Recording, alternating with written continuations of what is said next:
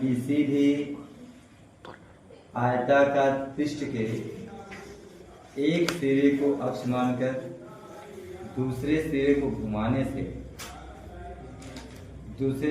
घुमाने से जो आकृति बनकर तैयार हो रही है इसी को बोलते हैं सिलेंडर। क्या बोलते हैं? सिलेंडर। इसमें सबसे एक मेन पॉइंट है, आकृति बनकर तैयार हो गई, डेफिनेशन भी हो गया, लेकिन इम्पोर्टेंट होता है इसका फॉर्मूला निकालना। जैसे हमको निकालना पड़े बेलन का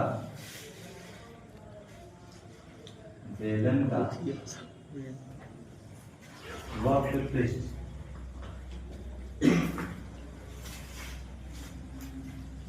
इसको इंग्लिश में कहते हैं सरफेस एरिया ऑफ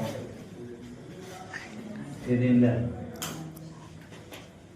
तो जब इसको आप मोड़ कर तैयार करेंगे तो वह इस टाइप की आकृति बन जाएगी।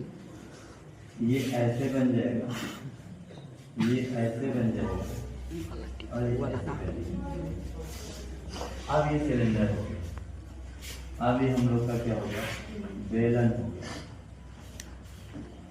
इम्पोर्टेंट बात यही है, अगर हम लोग बहुत पृष्ठ निकाल ले गए इस आकृति का कुछ मतलब निकलेगा। चलिए एक बार और ट्राई करते हैं। इसमें देखिए लिखा गया होगा कहीं लंबाई, लंबाई लिखा गया ना? Yes sir. और इसी में कहीं चौड़ाई लिखा गया। Yes sir. आयताकार पृष्ठ है ना? यस। जब इसका हमको क्षेत्रफल निकालना पड़े तो आयत के क्षेत्रफल का क्या सूत्र होता है? लंबाई गुणे चौड़ाई। लेकिन ये आयत के लिए, और जब यह अब घूम करके जब बन रहा है, क्या बन रहा है? सिलेंडर बन रहा है। तो आप देख पा रहे होंगे कि जो सिलेंडर की आकृति बनी, अब उसकी जो ये लंबाई थी वो दूसरा कुछ हो गया। क्या हो गया? देखिए लिखा गया, मतलब जो लंबाई थी वो क्या बन गई? परिधि। और जो चौड़ाई थी वो देखिए क्या बन गई? ऊंचाई बन गई।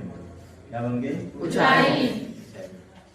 तो जब आप इसका क्षेत्रफल और पृष्ठ क्षेत्रफल निकालेंगे, अगर आप ये जानते हैं कि लंबाई और चौड़ाई से निकलेगा तो लंबाई के स्थान पे तो परिधि हो गया ना? लंबाई के स्थान पे क्या हो गया? परिधि हुआ कि नहीं हुआ? तो लंबाई के स्थान पे अगर हम परिधि लिखेंगे तो परिधि का सूत्र होता है 2πr। क्या होता है? 2πr। और एक चीज बता देते, चौड़ाई थी